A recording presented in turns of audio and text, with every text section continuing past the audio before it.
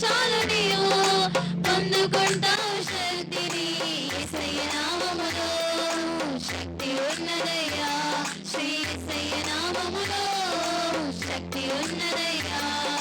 పాపాలను క్షమించే శక్తి కలిగినది యేసయ్య నామం. పాపిని పవిత్రపరచే శక్తి కలిగినది యేసయ్య నామం. పాపాలను క్షమించే శక్తి కలిగినది యేసయ్య నామం. పాపిని పవిత్రపరచే శక్తి కలిగినది యేసయ్య నామం. యేసయ్య నామములో శక్తి ఉన్నదయ్యా, శ్రీ యేసయ్య నామములో శక్తి ఉన్నదయ్యా.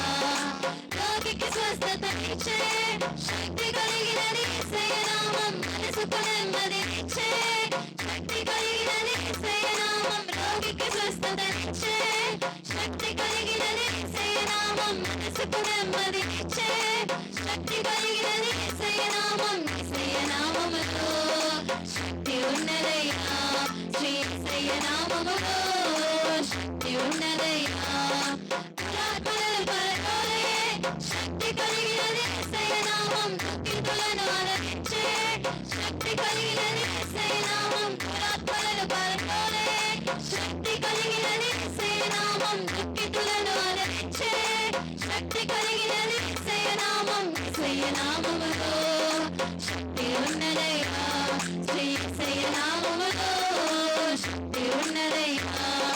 సృష్టిని శాసించగలిగిన శక్తి కలిగినది యేసయ్య నామం. మృతులను లేపగలిగిన శక్తి కలిగినది యేసయ్య నామం. సృష్టిని శాసించగలిగిన శక్తి కలిగినది యేసయ్య నామం. మృతులను లేపగలిగిన శక్తి కలిగినది యేసయ్య నామం. యేసయ్య నామములో శక్తి ఉన్నదయ్యా, శ్రీ యేసయ్య నామములో శక్తి ఉన్నదయ్యా.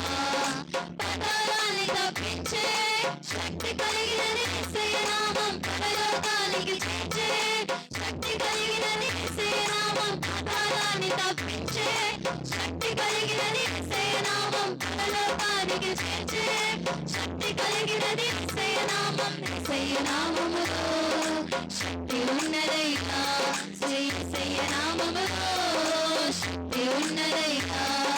నమ్మితే చాలు నీవు పొందుకుంటావు శక్తిని. నమ్మితే చాలు నీవు పొందుకుంటావు శక్తిని. యేసయ్య నామములో శక్తి ఉన్నదయ్యా, శ్రీ యేసయ్య నామములో శక్తి ఉన్నదయ్యా.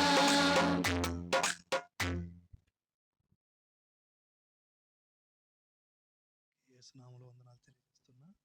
అయ్యగారికి విశేషమైన వందనాలు. ఈ సువార్త మీటింగ్ కాబట్టి వాక్యం సువార్త చెప్పాలా. అందులో శబ్ద యంత్రం ద్వారా మేము అటుపక్క వీధిలో చాలా దూరం అట్లా వచ్చేసినాము. మసీదు ముందర దూరం అటు వెళ్ళిపోయినాం. అక్కడికి ఆ బిట్లో డౌన్ వస్తుంది, అక్కడ దాకా వినిపిస్తాం చక్కగా. కాబట్టి సువార్త దేవుని శక్తి. అది పేరుకు క్రిస్టియన్స్ అని లేదు లోకస్తులని భేదం లేకుండా రక్షిస్తుంది. ఆమేన్. అదే యూదా దేశంలో అయితే యూదులని గ్రీసు దేశస్తులని భేదం లేకుండా రక్షిస్తుంది. సువార్తకి ఏముంది? శక్తి ఉంది. అది దేవుని శక్తి కాబట్టి అది ఎవరినైనా రక్షిస్తుంది. ఆమేన్. చిన్న ప్రార్థన చేద్దాం. ప్రేమగల మా తండ్రి, మీ దాసులు అబ్రహామి గారు తన చిన్న సంఘంతో ఇలాగున ఈ వీధిలో ప్రభువా సువార్త మీటింగ్ ఏర్పాటు చేసి ఉండగా ఇద్దరు ముగ్గురు ఏకీభవించిన దగ్గరికి నేను వస్తాను అని చెప్పిన దేవుడు, అవును ప్రభువా మేమందరూ ఏకీభవిస్తున్నాం. నీ బిడ్డలు ఎంతో శ్రద్ధాభక్తితో ఏకీభవిస్తూ ఉన్నారు. మా మధ్యలో మీరు ఉన్నందుకు స్తోత్రం స్తోత్రం స్తోత్రం స్తోత్రం స్తోత్రం. నా ప్రభువు మీరు నడిపించదురు గాక. నా దేవుడు ఈ శబ్ద యంత్రం ద్వారా ఎందరైతే సువార్త వినగలరో అందరూ ప్రభువా వినుటకు నేను విని గ్రహించి నా ప్రభువా సత్యమును వాళ్ళు ఎరిగి సత్యము ఇచ్చు స్వాతంత్ర్యమును పొందినట్లు పరిశుద్ధాత్ముడు సువార్తను ప్రకటించమని ప్రార్థన చేస్తూ ఉన్నారు. నా దేవునికి స్తోత్రం. నాయన మీకు వందనాలు తండ్రి. నా ప్రభువా మీ మాటల్లో అవును శక్తి ఉన్నది. ప్రభువు నాయన బంధకాల్లో ఉన్న వాళ్ళను విడిపిస్తుంది. నా దేవునికి స్తోత్రం. అలాగే ప్రభా ప్రతి విధమైన చీకటి బంధకాల్లో చిక్కుకున్న వాళ్ళను విడిపించుదురుగాక. నా తండ్రి మీకు స్తోత్రం. రోగగ్రస్తులను స్వస్థపరిచేవి యేసునామములో ప్రభా. అవును, నేను ఈ శబ్ద యంత్రం ద్వారా ఎవరికి వినిపిస్తాదో నేను వాళ్ళ వరకు స్వస్థత పొందుదురుగాక. నా తండ్రి మీకు స్తోత్రం. సువార్త యొక్క శక్తి నా ప్రభువు నాయన మీకు స్తోత్రం. ఈ మాటలు వినే ప్రతి వారిని రక్షించునుగాక. ఆశ్చర్యకరుడు మీ చేతులకు అప్పగించి పరిశుద్ధాత్మ నడిపించమని, మీ దాసులను బహుగా దీవించమని, నా ప్రభు ఈ చిన్న సంఘం గొప్ప సంఘం అగునుగాక యేసునామములో నడిపించమని ప్రార్థించి పొంది ఉన్నాను తండ్రి. ఆమేన్. దేవుని నామానికి మహిమ. ఒక వాక్యం చదువుకొని మనము ముందుకు సాగిపోదాం. కొరింథీయులకు రాసిన మొదటి పుస్తకం 1వ అధ్యాయము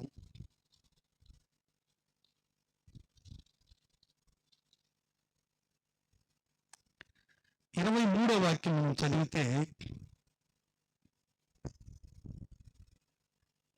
అయితే మేము సిలువ వేయబడిన క్రీస్తును ప్రకటించుచున్నాము. చల్లక దేవుని స్తోత్రం. చిన్న మాట. మనము ఎవరిని ప్రకటిస్తామో సిలువ వేయబడిన క్రీస్తును ప్రకటిస్తాం. ఎందుకంటే యేసుక్రీస్తు ఈ లోకంలో వచ్చి వెళ్ళిన నాటి నుంచి అబద్ధ క్రీస్తులు కూడా వచ్చినారు మస్తుగా. వాళ్ళని మనం ప్రకటించాల. సిలువ వేయబడిన క్రీస్తును ప్రకటిస్తూ ఉన్నాం. సరే, ముందుగా దేవుని స్తోత్రం. ఈ శబ్ద యంత్రం ద్వారా వింటున్న ప్రియులందరికీ యేసయ్య నామములో శుభములు కలుగునుగాక. దేవుడు మిమ్మలను మీ కుటుంబాలను దీవించునుగాక. వ్యాధిగ్రస్తుల యేసునామములో స్వస్థత కలుగునుగాక.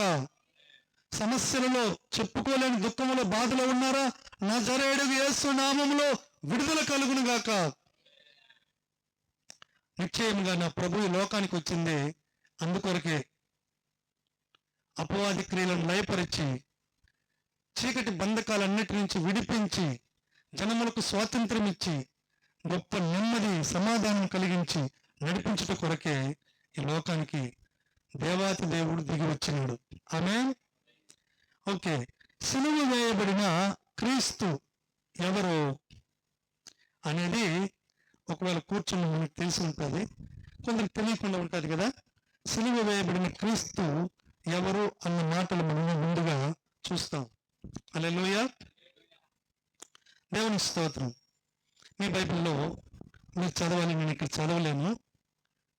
ఒక మాట చదువుదాం. ఆయన ఎవరు? సిలువ వేయబడిన క్రీస్తు ఎవరు? కొలస్సీ పుస్తకంలో 1వ అధ్యాయంలో 15వ వాక్యం చదువుదాం. 15, 16 కూడా చదువుదాం. కొలస్సీ పుస్తకం.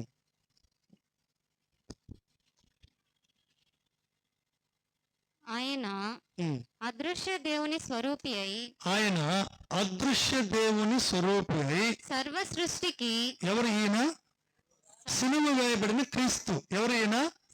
సిలువ వేయబడిన క్రీస్తు ఎవరు అని అంటే ఆయన అదృశ్య దేవుని స్వరూపి అని అంటే కంటికి కనిపించకుండా ఉండే దేవుని స్వరూపి.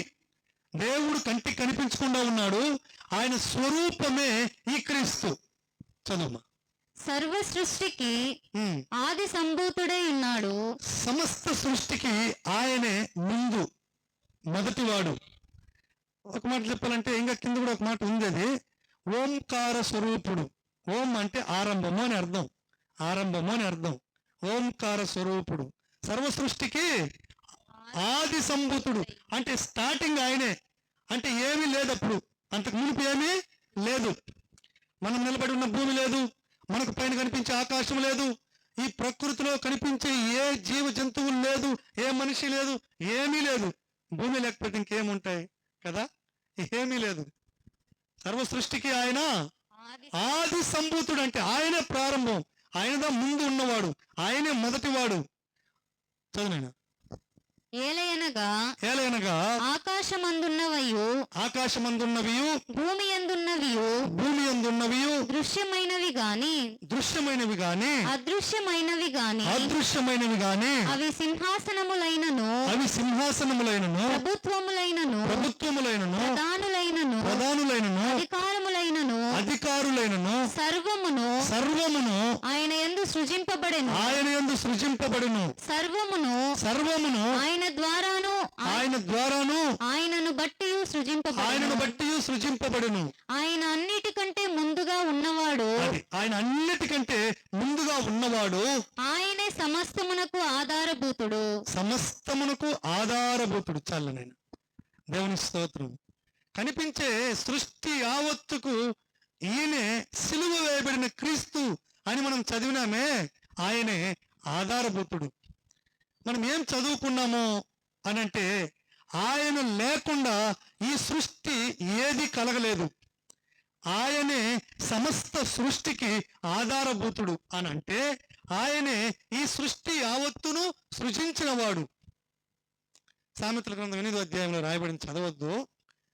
ఈ సృష్టిని సృజించిన ఆ సమయంలో సిలువ వేయబడిన ఈ క్రీస్తు, మనము నమ్మి ప్రకటిస్తున్న సిలువ వేయబడిన ఈ క్రీస్తు ప్రధాన శిల్పి అయి సృష్టి యావత్తును సృజించినాడట. హల్లెలూయా. ఈ సృష్టిని సృజించిన వాడు మనము ఆరాధించే ఈ యేసు ప్రభు, సిలువ వేయబడిన ఆ యేసు ప్రభు. క్రీస్తు అంటే అభిషిక్తుడు. యేసు అను మాటకు రక్షకుడు అని అర్థం, అనగా తన ప్రజలను వారి పాపము నుండి రక్షించువాడు అని అర్థము. సరే, ఈ యొక్క క్రీస్తు ఎవరు అని మనము తెలుసుకోవాలంటే ఆరంభమే ఆయనే, ఆరంభమే ఆయనే. కొందరు అంటారు, అంటే తెలియక ఏమంటారంటే, యేసు ప్రభు మధ్యలో వచ్చిన దేవుడే కదా అని అంటారు. ఎందుకంటారంటే చరిత్ర అది విభాగించబడింది, క్రీస్తు శకము క్రీస్తు పూర్వము అని. అంటే మధ్యలో వచ్చినాడు కదా, అంటే పూర్వం కూడా ఈ సృష్టి ఉనికి ఉండింది, జీవరాశులు ఉన్నాయి, ఇవన్నీ ఉండింది కదా, ఆయన మధ్యలో వచ్చినాడు కదా అని అలా అంటారు. దేవుణ్ణి ఎవరు ఈ బాహ్య నేత్రాలతో, ఈ కళ్ళతో చూడలేము, ఎవరు చూడరు. దేవుని స్తోత్రం. దేవుణ్ణి చూసే కన్నులు ఇవి కావు. ఏ నరుడు కూడా ఇప్పటి వరకు దేవుణ్ణి చూడనే లేదు. అయితే ఆ దేవుణ్ణి చూపించడానికి మనం ముందుగా చదివినాం, ఆయన ఏం స్వరూపంట? అదృశ్యుడైన దేవుని స్వరూపి. ఆ దేవుణ్ణి చూపించడానికి ఈ భూమి మీదకి, దేవుని యొక్క గుణ లక్షణాలు చూపించడానికి ఈ భూమి మీదకి దిగి వచ్చినాడు. ఆయనే క్రీస్తు. ఆయన ఎవరు అనంటే, ఆయనే సృష్టి ఏమీ లేనప్పుడు ఉండినవాడు, ఏమీ లేనప్పుడు ఉండినవాడు. మధ్యలో ఎందుకు వచ్చినాడు ఇక్కడికి అనంటే దానికి చాలా అర్థాలు ఉన్నాయి. అవన్నీ కూడా మనము వినవలసిన వారమై ఉన్నాము. మానవులు అనుకున్నట్లుగా, తెలియని వాళ్ళు అనుకున్నట్లుగా ఆయన మధ్యలో భూమి మీదకి వచ్చినాడు తప్ప, ఆయన సృష్టి ఏమీ లేనప్పుడే ఉండి ఈ భూమిని, ఆకాశమును, సూర్యచంద్ర నక్షత్రములను, భూమి మీద ఉండే సమస్త జీవరాశులను తన వాక్శక్తి చేత సృజించినాడు. ఆయన లేకుండా ఏమీ కలగలేదు. ఆయనను బట్టే, ఆయన వలనే, ఆయనే సమస్తమునకు ఆధారము. అంతేకాదు, అధికారులైనను, ప్రభుత్వాలైనను, ఇవన్నీ కూడా ఆయన ద్వారానే కలిగినాయి. ఆయనే మానవులకు ఇవి ఉండాలి అని వాటన్నిటినీ తన ఎన్నికలో ఏర్పాటు చేసి పెట్టినాడు. దేవుని స్తోత్రం. చూద్దాం, మనకు బైబిల్లో మాత్రమే రాయబడిన సంగతులు ఏంటంటే, ఈ సృష్టి ఎలా కలిగినది, ఈ సృష్టి ఎలా కలిగినది బైబిల్లో మాత్రమే చెప్పబడిన మాటలు, మరెక్కడ మనకు దొరకదవి.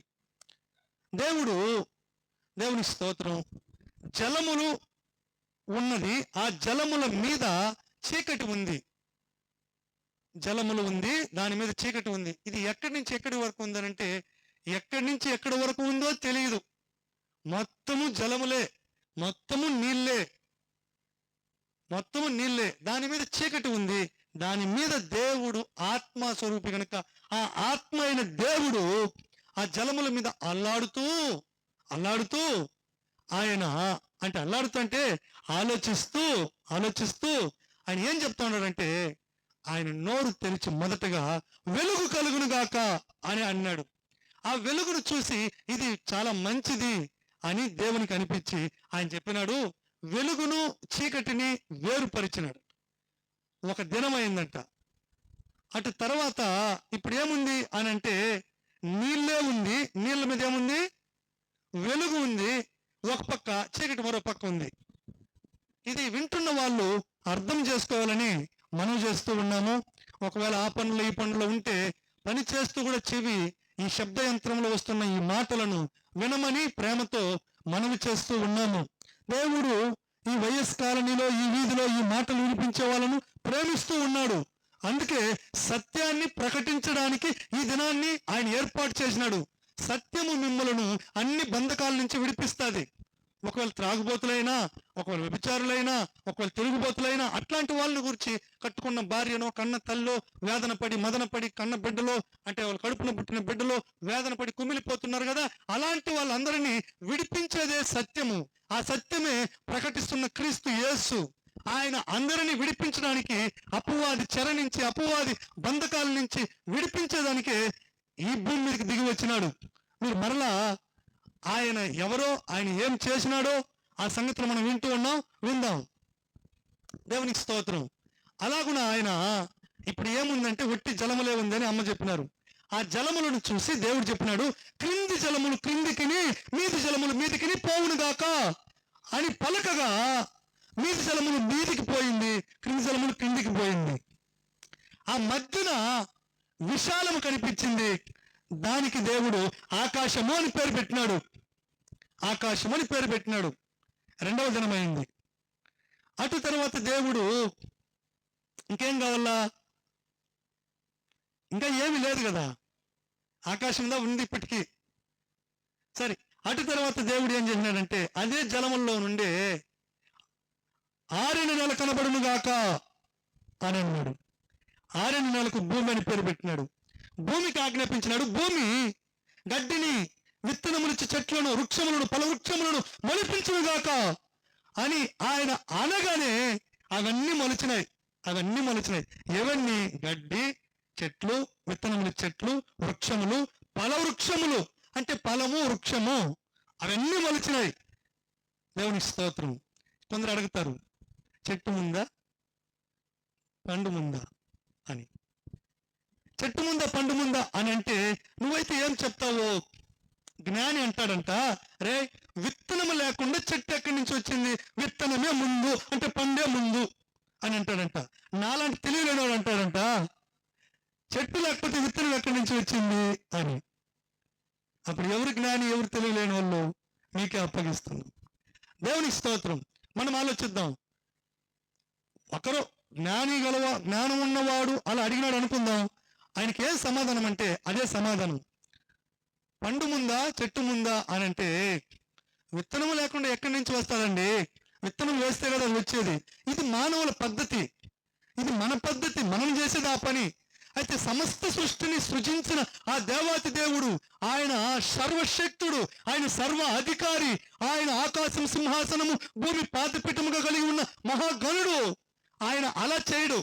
ఆయన ఏం చేసినాడంటే ఒకటేసారి భూమికి ఆజ్ఞాపించినాడు, విత్తనములను ఇచ్చు చెట్లు పల వృక్షములు భూమి మొలిపించును గాక అని అనగానే అవి మొలిచినాయి. దేవుని స్తోత్రం. తర్వాత దేవుడు అలా చూసి ఇంకా ఏమేమో కొదవగా ఉన్నాయి, నా బిడ్డలను ఈ భూమి మీద నా పోలికలో ఈ భూమి మీద వదలబోతా, నాలాగా చేసి ఈ భూమి మీద ఆశీర్వాదంగా పెట్టబోతాను, వాళ్ళకు కావలసినవన్నీ నేను ముందుగా ఏర్పాటు చేయాలి అని మరలా ఆలోచించి ఆయన ఏం చెప్పినాడంటే, దేవుని స్తోత్రం, పగటిని అలుటకు పెద్ద జ్యోతిని, రాత్రిని అలుటకు చిన్న జ్యోతిని, నక్షత్రములను కలుగునుగాక ఆకాశ విశాలమందు అని చెప్పగానే ఆకాశ విశాలంలో ఏం కలిగింది? ఓ పెద్ద జ్యోతి సూర్యుడు, చిన్న జ్యోతి చంద్రుడు, నక్షత్రాలు కలిగినాయి. వీటి మధ్యలో చాలా తేడాలు ఉన్నాయి. ఒకవేళ దేవుని బిడ్డలకు కొన్ని తెలిసి ఉంటుంది, దైవ సేవకులు బోధించి ఉంటారు. ఏమి తేడా అంటే భూమి పెద్దదా, సూర్యుడు పెద్దవాడా? వయసులో కాదు, వెడల్పులో. సూర్యుడే పెద్దవాడు, సూర్యుడే పెద్దవాడు. ఎన్ని రెట్లు పెద్దవాడు అని అంటే ఇప్పుడు లేటెస్ట్ టెక్నాలజీ ప్రకారము 16 రెట్ల కంటే ఎక్కువ పెద్దవాడు అంట. ఎంత? ఈ భూమిని చుట్టి వచ్చేదానికి ఎన్ని తతంగాలు ఉంటుంది, ఎన్ని బాధలు ఉంటుంది, ఈ భూమి అంతా ఎన్ని రోజులు చుట్టాలి, దీనికంటే 16 రెట్లు పెద్దది. ఎందుకు చెప్తున్నానంటే అది ఎక్కడో ఆ విశాలమైన ఆకాశంలో వేలాడుతున్నట్లు కనిపిస్తుంది కదా. మనం చూస్తే ఓమ్మో, ఈ భూమి ఇంత పెద్దదిగా కనిపిస్తా ఉంది, మరి దీనికంటే 16 రెట్లు పెద్దది అని అదంటే ఒకవేళ అది పడిపోతే అనే ఆలోచన రావచ్చు. ఎంత పెద్దది, అమ్మో, ఇంత అమోఘమైన సూర్యుడిని దేవుడు ఎందుకు అక్కడ పెట్టినాడంటే ఆయన పోలికలో ఈ భూమి మీద తన బిడ్డలను ఉంచబోతున్నాడే, ఆయన స్వరూపంలో చేసి వాళ్లకు క్షేమం కలుగుట కొరకు. సూర్యుడు మనకు మేలు కలిగిస్తాడా, కీడు కలిగిస్తాడా? మేలే కలిగిస్తాడు. సూర్యుడు ఉన్నంత కాలము పగలు మనం అన్ని పనులు చేసుకుంటాం కదా. దేవుని స్తోత్రం. యేసు ప్రభు కూడా అంటాడు, అయ్యా యెరూషలేంకి వెళ్తానంటా ఉండవు, అక్కడ ఇదివరకే నేను రాళ్ళతో కొట్టిరి, ఇప్పుడు వెళ్తే నిన్ను అట్లా అంటే పగలు ఉన్నంత కాలము పని చేయాలి అని అంటాడు. దేవుని స్తోత్రం. ప్రియ దేవుని బిడ్డలు గమనిద్దాము, ఈ మాటలు వింటున్న వాళ్ళు గమనిద్దాము. అలాగున దేవుడు ఒక్కటేసారి భూమిలో నుంచి చెట్లను, వృక్షములను, ఫలవృక్షములను మలిపించిన ఆ దేవుడే మరలా ఆకాశ విశాలమును చూసి పెద్ద జ్యోతి సూర్యుడిని, చిన్న జ్యోతి చంద్రుణ్ణి, నక్షత్రములను కలిగించినాడు. అంటే ఒకదానికి తేడా చాలా ఉంది. మరి సూర్యుని కంటే మనకు చిన్న చిన్న నక్షత్రాలు కనిపిస్తాడు కదా, ఆ నక్షత్రాలు సూర్యుని కంటే పెద్దది. నమ్మబుద్ధి అవుతుందా? అంటే కొన్ని కోట్ల కోట్ల కోట్ల కాంతి కిరణాల దూరంలో ఆ యొక్క సూర్యుని కంటే నక్షత్రాలు చాలా దూరంలో ఉంది కాబట్టి అది మన కంటికి దంత కనిపిస్తుంది, అది ఎంతో పెద్దది. అటు తర్వాత దేవుడు అది 4వ రోజు, 5వ రోజు దేవుడు ఏం చేసినాడు అని అంటే మరలా ఆయన ఆకాశం వైపు చూసి, ఆకాశములో ఎగురుటకు పక్షులు కలుగును గాక అని అనగా రకరకాల పక్షులు ఆకాశంలో పుట్టి వచ్చినాయి. దేవుని వాక్ శక్తి ఎంత ప్రభావం గలది, ఎంత బలమైనది. ఆయన మాట సెలవీగా ఆశ్చర్య క్రియలు జరుగుతూ ఉంది. అలాగే జలములు జీవము కలిగి చెలించు వాటిని పుట్టించును గాక అని చెప్పిన వెంటనే జలములలో, కింద జలములలో, దేవుని స్తోత్రం, జలములు గురించి చెప్పినప్పుడు రాసులగును గాక అని కూడా అన్నాడు. ఆ జలరాశులకు ఏం ఆజ్ఞాపించినాడు? జీవం కలిగి చెలించు వాటిని పుట్టించును గాక అన్నాడు. అలా చెప్తున్న వెంటనే అక్కడ ఏం పుట్టినాయి? చేపలు, పెద్ద చేపలు, చిన్న చేపలు, ఆయమ్మ తిమింగలం కూడా చూసిందంట. తిమింగలాలు పెద్ద పెద్దవి, వాటన్నిటినీ ఆయన మాట ప్రభావం బయలు వెడల తోడనే అవి అలాగున కలిగింది. అలాగే 6వ రోజు మనం గమనించినట్లయితే భూమిని చూసి మరలా అంటాడు దేవుడు, భూమి నేలను ప్రాకు పురుగులను, జంతువులను, పశువులను భూమి పుట్టించునుగాక అని అనగానే ఆయన శబ్దానికి భూమిలో నుంచి అవన్నీ పుట్టుకొని వచ్చినాయి. నేలను ప్రాకు పురుగుల నుంచి జంతువులు, చిన్న జంతువు, పెద్ద జంతువు, ఏ జంతువులు కదా, ఇవన్నీ పుట్టుకొని వచ్చినాయి. పశువులు ఇవన్నీ పుట్టుకొని వచ్చినాయి, గొర్రె మేకలు. అదే రోజు 6వ రోజు దేవుడు జిగటి మట్టి తీసుకొని, నేల మట్టి, జిగటి మట్టిని తీసుకొని ఆ మట్టితో దేవుని స్వరూపంలో మనిషిని, అంటే మట్టితో బొమ్మ చేసినాడు దేవుని స్వరూపంలో. ఆ మట్టి బొమ్మకు నాసికా రంధ్రములు, ఆ నాసికా రంధ్రముల గుండా జీవవాయువును ఊదగా ఆ మట్టి బొమ్మ జీవాత్మగల నరుడు ఆయను అని చెప్పి రాయబడింది. జీవాత్మగల నరుడు ఆయను అని. ఇప్పుడు ఈ మాట్లాడుతున్న వాళ్ళు చెప్పండి, ఈ సృష్టి యావత్తును తన వాక్ ప్రభావం చేత, తన మహిమ చేత ఈలాగున సృష్టి యావత్తును నేను సిలువ వేయబడిన యేసును ప్రకటిస్తున్నానే ఆ యేసే సృజించినాడు. ఈ సృష్టి యావత్తును ఈలాగున సృజించి నరుని తన స్వహస్తముతో నిర్మించి మరి నరుని, దేవుని స్తోత్రం, నరునికి గాఢ నిద్ర కలుగు చేసి పక్కటెముకల్లో ఎముకను తీసి స్త్రీనిగా సృజించి ఆ నరునికి దగ్గరకు తీసుకొని వస్తే నరుడు ఏమంటాడు? నీవు నాలో నుంచి తీయబడితివి, నరునిలో నుంచి తీయబడితే కనుక నువ్వు నారి అనబడదు అని. నారి అంటే నాలో సగము, నాలో సగము అని. ఇప్పుడు నాలో సగం అని ఎవరిని గురించి ఎవరు చెప్తారు? భర్త భార్య గురించి నాలో సగము అంటాడు. సగము అని అంటే ఇక్కడి నుంచి ఇక్కడికి, ఇక్కడి నుంచి ఇక్కడికి కదా. ఇప్పుడు ఇటుపక్క చేసేవని ఇటుపక్క తెలియకుండా ఉంటుందా? చాలా మంది భర్తలు సీక్రెట్ మెయింటెనెన్స్లు చేస్తారంట. అంటే వాళ్ళు నారితో కూడా ఉండలా, వాళ్ళు ఎవరితో కూడా ఉన్నారు? వాళ్ళు ఏకాకిలుగా ఉన్నారు. నరుడు ఒంటరిగా ఉండుట చూసి దేవుడు సాటి అయిన సహాయం ఇద్దామని అనుకొని సాటి అయిన సహాయం ఇస్తే దాన్ని సగము భాగం వేయించి సమస్తమును పంచుకోకుండా సిగరెట్ మెయింటెనెన్స్లు చేసి బతుకులను పాడు చేసుకుంటూ ఉన్న వాళ్ళు లేకపోలేదు. అట్లాంటి వాళ్ళకు శుభవార్త ఏమంటే, యేసయ్య దగ్గరకు వస్తే, సిలువ వేయబడిన క్రీస్తు యేసు దగ్గరకు వస్తే నీ బ్రతుకును మార్చేస్తాడు, నీ జీవితాన్ని మార్చేస్తాడు. నీ కుటుంబంలో నువ్వు కోల్పోయిన ప్రతి క్షేమాన్ని, ప్రతి ఆశీర్వాదాన్ని, ప్రతి సంతోషాన్ని ఇచ్చుడికే ఈ యేసు ఈ రాత్రి ప్రకటింపబడుతున్నాడు. నువ్వు నమ్మినట్లయితే అవన్నీ పొందుకుంటావు. ఇలాగున్న సమస్త సృష్టిని సృష్టించినాడు ఈ యొక్క సిలువ వేయబడిన క్రీస్తు. మీరేమంటారు అని వింటున్న వాళ్ళు నన్ను అడగండి. మీరేమంటారు?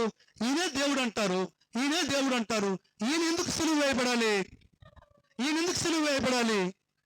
ఈ ప్రశ్న మీకు రావాలి. ఆకాశమును భూమిని సృజించిన వాడని, తర్వాత దేవుని పోలికలో మనిషిని నిర్మించిన వాడని, ఆ మనిషికి గాఢ నిద్ర కలుగు చేసి పక్కటెముకని స్త్రీని సృజించి మీరు ఫలించి అభివృద్ధి చెంది ఈ భూమిని నింపి విస్తరింపు చేయండి అని చెప్పి ఆశీర్వదించిన ఆ దేవుడు అని చెబుతున్నావే, మరలా సిలువ వేయబడిన క్రీస్తు అంటున్నావే. ఒక నరుని నుండి యావత్ భూమి మీద కాపురం ఉండడానికి మానవులందరినీ ఉద్భవింప చేసిన దేవుడు ఈయనే. ఈయనెందుకు సిలువ వేయబడాలి? దేవుణ్ణి పోయి సిలువ వేయుట అంటే చంపివేయుట అని ఒక అర్థం. చంపివేయుట అని. దేవుణ్ణి చంపివేస్తారా? దేవుడే చచ్చిపోతాడా? కొందరు అడుగుతారు. ఓ రోజు ఓ ఊర్లో స్వార్థ సేవకు వెళ్తే ఒకడు పరిగెత్తుకుంటూ వచ్చినాడు. అన్నా అర్జెంటుగా బ్యాట్ ఆడేదానికి పోతా ఉండము, ప్రార్థన చేయి, మేము గెలుచుకొని రావాలి కప్పు ఈరోజు అట్లా అని చెప్పినాడు. సరే ప్రార్థన చేస్తాం, యేసు ప్రభుని నమ్ముకో అట్లానంటే పక్కన ఒకడు ఉండే వాడు చెప్తా ఉన్నాడు, మీ యేసు ప్రభు తనకు షేవింగ్ చేసుకోవడానికి బ్లేడ్ లేకుండా గడ్డం పెంచుకున్నాడు 3.5 సంవత్సరము, ఆయనేమో చేస్తాడంట అని పక్కనవాడు చెప్తా ఉన్నాడు. నువ్వు వాడు చెప్తే పోతాడు, అన్న ప్రేర్ చేసి పంపించిన మేము గెలవల్లా అని అంటాడు. అని అంటే ఒకడేమో కుడి, ఒకడేమో ఎడమ. ఈ ప్రపంచం అంతా అలాగే వెళ్తా ఉంది. ఒకడేమో మంచివాడు, ఒకడేమో చెడ్డవాడు, ఒకడేమో దేవుడిని నమ్ముతాడు, ఒకడేమో నమ్మకుండా అలాగున ఉన్నాడు శాపమును అనుభవిస్తూ. ఈ రాత్రి శాపమును అనుభవిస్తున్న నా సహోదరుడా, నా సహోదరి, ఈ సిలువ వేయబడిన యేసు అని నేను ప్రకటిస్తున్నా ఈయన వైపు నువ్వు చూడు. నీ జీవితాన్ని నేను మారుస్తాడు, నీ శాపాన్ని నేను తొలగిస్తాడు. దేవుని నామానికి మహిమ. అలాగున దేవుని స్తోత్రం. వాడికి ప్రార్థన చేసి పంపినాము. వాళ్ళు ఆ దినం వెళ్ళి నిజంగానే గెలుచుకొని వచ్చినారు బహుమానం. మన దేవుడు ఎందుకు సిలువ వేయబడ్డాడో ఒక్కసారి మీరు వినాలి. ఈ సిలువ వేయబడిన క్రీస్తు ఎవరు అనంటే సృష్టి యావత్తును సృజించిన దేవుడు. నరుని ఒకే ఒక నరుని నిర్మించి ఆ నరుని నుండి యావత్ భూమి మీద కాపురం ఉండడానికి మానవులందరినీ ఉద్భవింపజేసిన దేవుడు. మరి ఈయనెందుకు సిలువ వేయడము అనంటే ఏం చెప్పాలి మీకు? చెప్తా వినండి. దేవుని స్తోత్రం. ఒక నరుని సృజించినాడు. వాళ్లకు ఆ నరునితో పాటుగా ఒక స్త్రీ, వాళ్ళిద్దరే భార్యాభర్తలు, తొలి భార్యాభర్తలు. వాళ్ళిద్దరికి ఏదేను వనము లేకపోతే ఏదేను తోట అని ఒకటి వేసినాడు. అందులో అనేక రకాల చెట్లు, ఫల వృక్షములు, అనేక రకాల పండ్లు గల చెట్లు వృక్షములు ఆ తోట అంతా వేసినాడు. ఆదామవులు చెప్పినాడు, ఈ తోటలో ఉన్న ప్రతి చెట్టు పండును మీరు నిరభ్యంతరంగా తినండి, మీరేమి సంకోచించొద్దు, ఈ పండ్లన్నీ తినండి, ఈ యొక్క నదిలో 4 కాలువలు పారుతా ఉంది, నీళ్లు తాగండి అని చెప్పి ప్రతిరోజు చల్లటి పూట దేవుడు తాను సృజించిన ఆదాము అవ్వల దగ్గరికి వచ్చి మాట్లాడేవాడు. ప్రతిరోజు ఇలా జరుగుతూ ఉండేది. ఒకానొక రోజు దేవుని విరోధి అపవాది సర్పములో ప్రవేశించి, అక్కడ రాయబడింది సర్పము యుక్తి గలదంట. యుక్తి అంటే మించిన జ్ఞానం అని అర్థం. యుక్తి అంటే ఏంటి? మించిన జ్ఞానం. మామూలు జ్ఞానం కాదు. మామూలు జ్ఞానం అంటే బాగు చేస్తుంది, మించిన జ్ఞానం ఏం చేస్తుంది? చెడుపు వేస్తుంది. మించిన జ్ఞానము గల సర్పములకు ప్రవేశించి, అంటే మనం చెప్తాం తర్కం చేస్తారని, ఇతండం చేస్తారని, అట్లాంటిది మించిన జ్ఞానం. ఇది సర్పము హవ్వ దగ్గరికి వచ్చింది. ఆయన పేరేమో ఆదాము, ఆమె పేరేమో హవ్వ. హవ్వ దగ్గరికి వచ్చి, అవ్వ ఈ తోట చెట్లలో దేని పండైనా తినొద్దని దేవుడు చెప్పినాడా? అవును. తోట మధ్యలో నాటిన ఆ చెట్టు పండు తినొద్దు, దాన్ని ముట్టుకోవద్దు అని చెప్పి, తినొద్దంటే ముట్టుకోవద్దని ఇంకా కొంచెం కలుపుకొని చెప్తాది హవ్వ. అలా లేదు, మీరు ఈ చెట్టు పండు తింటే మీకు మంచి చెడుల జ్ఞానం వస్తుంది, మీరు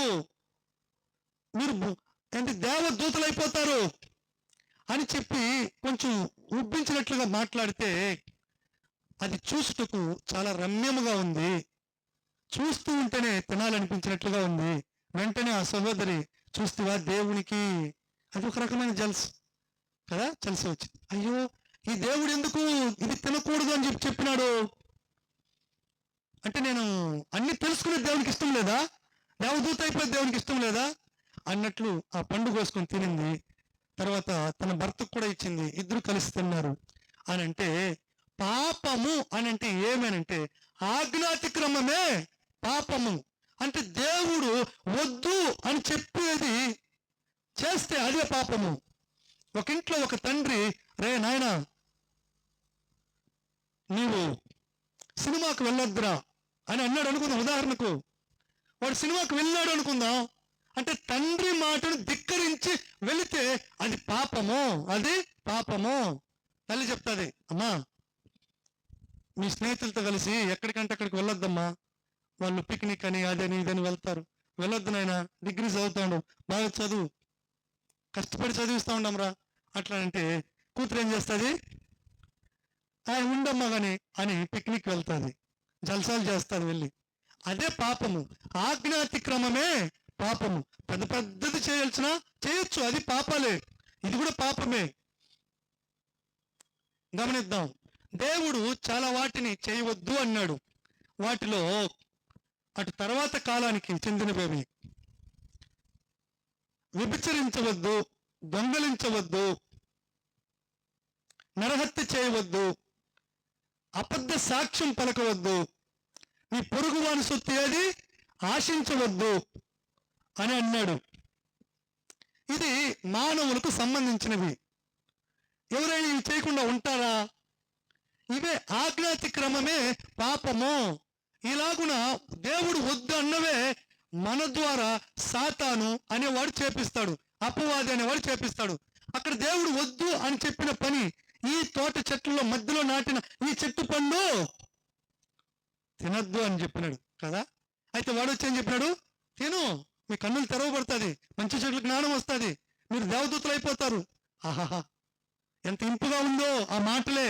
ఇంకా అది చూడడానికి రమ్యంగా ఉంది, తట్టుకోలేకపోయింది. ఈలాగున దేవుడు ఏది వద్దన్నాడో మానవులను ప్రేరేపించు శక్తికి అధిపతి అపవాది అలా ప్రేరేపించి వద్దు అని దేవుడు చెప్పినవే చేపించి మనకు శాపాన్ని తెప్పించి మనల్ని నరకానికి నెట్టి వాడు సంతోషించాలని చూస్తూ ఉన్నాడు. ఈ శబ్దయంత్రం ద్వారా మాట్లాడుతున్న నా ప్రియమైన సహోదరులు సహోదరులు, ఈ రాత్రి మీరు అర్థం చేసుకుందరుగాక. దేవునికి అది ఇష్టం లేదు. అవి చేస్తూ ఉన్నారా? అయితే దేవుని విరోధి అపవాదే మీ దగ్గర అవి చేపిస్తూ ఉన్నాడు. అవి చేస్తారు, సంతోషం ఉండదు. అవి చేస్తారు, నెమ్మది ఉండదు. అవి చేస్తారు, బ్రతుకులో ఎప్పుడు శాపాలే శాపాలే, నెమ్మది లేదు అని కొందరు అంటారు. రోజు తోపుల సువార్తకి వెళ్తే అక్కడ ఒక ఆయన ఉన్నాడు. ఆయన అడిగితే ఫుల్గా తాగినాడు. ఎందుకయ్యా అట్లా తాగుతావు అని అడిగితే ఆయన చెప్పినాడు, నీకేం తెలుసయ్యా నా బాధ అని. ఏమయ్యా నీ బాధ? అట్లంటే మా కూతురు భర్త దగ్గర నుంచి ఇంటికి వచ్చేసింది. మా కూతురుని చూసి బాధ తట్టుకోలేక గొంతు దాకా తాగుతా ఉండ, పీకల దాకా. తాగినావు అనుకో కూతురు బతుకు బాగుపడుతుందా? నీ కూతురు బతుకు బాగుపడతాదంటే నేగుడు తీసిస్తా, తాగు. ఎలా బాగుపడుతుంది? కూతురుని సాకు పెట్టుకొని నువ్వు తాగి అప్పులు పాలయ్యి ఇంకా బానిస బ్రతుకుతావు. సాతాను నిన్ను అణిచి అణిచి పాడు చేస్తాడు. నీ కూతురు పాడైపోతుంది, బతుకే పాడైపోతుంది, కుటుంబమే నాశనం అవుతుంది. పాపం చేపించేది అపవాది, ప్రేరేపించేది అపవాది, పాపం చేపించేది అపవాది, శాపం తెప్పించేది అపవాది, నరకానికి తీసుకెళ్లేది అపవాది. వాని క్రియల నుంచి నీవు విడుదల పొందుట కొరకే ఈ సిలువ వేయబడిన క్రీస్తు ఈరోజు ఇక్కడ ప్రకటింపబడుతున్నాడు. ఆయన ఎవరో కాదు, నిన్ను తల్లి గర్భములో రూపించిన దేవుడు, నిన్ను తల్లి గర్భంలో సృజించిన దేవుడు, ఒక్కొక్క అవయవమును జతపరిచిన దేవాతి దేవుడు. నీవు భూమి మీదకి రావడానికి, ఈరోజు బ్రతికి బట్ట కట్టి నిలవబడడానికి సిలువ వేయబడిన క్రీస్తే కారణము. ఆయన ద్వారానే సృష్టి యావత్తు కలిగింది, మనుషులందరూ కలిగినారు అని ఇదివరకే విన్నావు. నిన్ను నన్ను ఈ మాట్లాడుతున్న ప్రతి వారిని సృజించినది ఆయనే. ఆ తండ్రికి ఒక చింత ఉంది. ఏంటనంటే, అయ్యో వీళ్లకు నేను మహిమను ఇచ్చిన, ఏమిచ్చినా మహిమను ఇచ్చిన, ప్రతిరోజు సహవాసము నేను వచ్చి మాట్లాడుతూ ఉన్నా. ఇక్కడ ఈ ఏరియాలో భయము లేదు, ఏమి లేదు, భయము లేదు, వ్యాధి లేదు, చింత లేదు లేదు. అట్లాంటి మహిమను పోగొట్టుకున్నారే అని దేవుడికి ఈ సంగతి తెలిసి బాధపడుతూ ఆ తోట లోపల వచ్చినాడు. తోట లోపల వస్తే సరసరా చప్పుడు విని ఆదాము హవ్వలు దాక్కున్నారు. ఇదివరకే మంచి చెట్ల జ్ఞానం వచ్చేసింది కదా. వాళ్ళు అంజూరపు ఆకులు అడలుగా అల్లుకున్నారు తమ మొలల చుట్టూ, అలాగ దాక్కున్నారు. భయపడినామయ్యా, నీ చప్పుడు విని భయపడి దాక్కున్నామయ్యా అని అంటే, ఏమీ వద్దు అని చెప్పిన ఆ చెట్టు పండు తిన్నారా అని అంటే, అయ్యా నువ్వు తోడుగా నాకు ఇచ్చినవే ఈ స్త్రీ దాన్ని తినమనిందయ్యా, నాకు ఇచ్చింది. ఏంటమ్మా నువ్వు చేసిన పని? దేవా, ఈ సర్పము నన్ను మోసగించింది, దాన్ని బట్టి నేను తిన్నానయ్యా అని ఒకరి మీద ఒకరు చాటుకుంటారు. ఒక ఇంట్లో నలుగురు పిల్లలు ఉంటే ఇలాగే ఉంటుంది పరిస్థితి.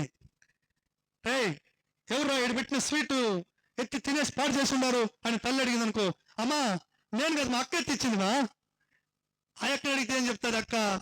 లేదు మా తమ్ముడు కావాలన్నాడమ్మా కదా. ఆ లాగున ఒకరి మీద ఒకరు చాటుకున్నారు. దేవుడు చూసి హృదయంలో బాధపడి ఏం చేసినాడంటే, ఇంకేం చేస్తాడు, వాళ్ళు ఇక్కడ ఉంటే అదే తోటలో ఇంతకు మునుపు నిరభ్యంతరంగా తినవచ్చు అని చెప్పినప్పుడు అక్కడ మరో చెట్టు ఉంది, అది జీవ వృక్ష ఫలము. దాన్ని తీసుకోసుకొని తిని యుగాలు బ్రతికుండొచ్చు కదా. ఇట్లా ఇండ్లు కట్టే పని లేకుండా ఉండును కదా, చెమట గార్చవలసిన పని లేకుండా, ప్రసవ నొప్పులతో బిడ్డలను అది ఆ పని లేకుండా మహిమలో బ్రతికి ఉండొచ్చు కదా, ఏ బాధ లేకుండా. ఇవన్నీ ఆలోచించి దేవుడు తోట బయట గెంటేసి, చూడు ఆదాము నిన్ను మట్టిలో నుంచి తీస్తాయా, ఈ మట్టిని పిసికి ఇందులో వచ్చి ఆదాయాన్ని నువ్వు భోంచేస్తావు. ఇదే శాపం. శాపమేం కాదు, ఈ భూమిని శపించినాడు దేవుడు. అంటే బాధతో బయట గెంటేసినాడు. అటు తర్వాత స్త్రీని చూసి, అమ్మా నువ్వు పురుషుని ఎడల వాంచగలిగి ఉంటావు, పురుషుడు నిన్ను ఏల్తాడు, నువ్వు భయంకరంగా ప్రసవ నొప్పులతో బిడ్డలను కంటావు అని చెప్పి ఆమెతో చెప్పి, సర్పాన్ని చూసి, చూడు ఈ స్త్రీ సంతానము నిన్ను తల మీద కొడతాదే, నువ్వు దానిని మడిమంటే పాదం మీద కొట్టేదానికి వస్తావు. కానీ వాళ్ళకి నీ జ్ఞానం ఇచ్చినాను కాబట్టి వాళ్ళు ఏం చేస్తారు? తలపైన కొట్టి చంపుతారు నేను అని చెప్పి, ఇది మొదలుకొని ఓ సర్పమా నువ్వు కడుపుతో ప్రాకి మన్ను తిని బ్రతుకుతావు పో అని చెప్పి వదిలిపెట్టినాడు దేవుడు తోట బయటకంటి. ప్రియ దేవుని బిడ్డలారా, ఇలాగున బయట వెళ్ళిపోయి ఒకరు వెళ్ళి ఎవరు ఆదాము అవ్వలు, అటు తర్వాత వాళ్ళకి సంతానం అలాగున ఊర్లు, అలా దేశాలు, అలా అభివృద్ధి అవుతూ వచ్చింది. చాలా ఉన్నాయి చెప్పుకునేదానికి, అవి చెప్పుకోలేం. ఇలా అభివృద్ధి అవుతూ వస్తా ఉంది. ఇప్పుడు బైబిల్ ఏం చెప్తాదంటే ఆదాము ఒక్కడే పాపం చేసింది కదా, ఆయన సంతానం అంతా కూడా పాపులే, ఏ భేదమును లేదు. పాపము చేసి దేవుడు అనుగ్రహించి మహిమను పొందలేకపోతున్నారు. ఎవరు అనంటే అమెరికా వాళ్ళు కావచ్చు, ఆఫ్రికా వాళ్ళు కావచ్చు, భారతదేశం వాళ్ళు కావచ్చు, పాకిస్తాన్ వాళ్ళు కావచ్చు, ప్రపంచంలో 200 దేశాలకు పైన ఉన్నాయి కదా, అన్ని దేశాల వాళ్ళు, ఏ భేదము లేదు. అందరూ పాపం చేసి దేవుడు అనుగ్రహించి మహిమను పొందలేకపోయినారు.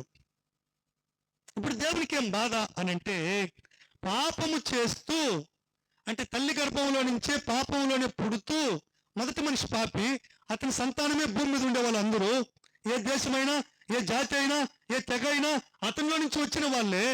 కాబట్టి అందరూ కూడా పాపం చేసినారు, దేవుని మహిమ పొందలేకపోయినారు. ప్రతి వారు కూడా పాపమునకు జీతము నరకము అనగా అగ్ని గుండము. మనిషికి నెమ్మది లేదు, మనిషికి సమాధానం లేదు, మనిషికి ఒకటే భీతి, ఒకటే భయము, ఒకటే బాధ, వ్యాధి. ఈలాగున మొదటి మానవుడి నుంచి ఆరంభమైంది. ఎప్పుడైతే ఏదైనా తోట బయట వచ్చినాడో అప్పటి నుంచి దేశాల ఆవిర్భావం చెంది ఇప్పటి వరకు కూడా అలా ఉంది. దీనిని చూసిన ఆ తండ్రి ఆ దినాల్లో ఎలా ఉంది లోకము అనంటే, అసతోమ సద్గమయ, తమసోమ జ్యోతిర్గమయ, మృత్యోర్మ అమృతాంగమయ, శాంతి శాంతి శాంతి అని రోధిస్తూ ఉంది. ఓ దేవుడా ఉన్నావా? సత్యం ఏంటో మాకు తెలియకపోయాయా? మాకు స్వాతంత్రం లేదయ్యా. అబద్ధము మమ్మలను అణిచివేసి పాడు చేస్తా ఉంది. ఓ దేవుడా, వెలుగే లేదు, ఎటు చీకటే, జీవితాంతం చీకటే, మాకు వెలుగును ప్రసాదించవా? ఓ దేవుడా, మేము ఇలాగున కొట్టు మిట్టాడి నశించిపోతూ చచ్చి నరకానికి పోతున్నామే, మాకు మోక్షం లేదా అని వేడుకోలే ఈ అసతోమ సద్గమయ, తమసోమ జ్యోతిర్గమయ, మృత్యోర్మ అమృతాంగమయ అనే మాట మనం గమనిద్దాం. యేసు ప్రభు చెప్పినాడు, నేనే మార్గమును సత్యమును జీవమునై ఉన్నాను అని. అసత్యములో కొట్టుమిట్టాడుతున్న ఆ ప్రజలకు యేసు చెప్పేది, నేనే సత్యము, నేనే సత్యము. ఆదాము కాలం నుంచి అప్పటి వరకు, యేసు ప్రభు లోకంలో పుట్టే వరకు అసత్యము మనుషులను ఏలుతూ ఉంది. మనం మంచి సామెత చెప్తాం, పట్టిందల్లా బంగారం అయిపోతుందని.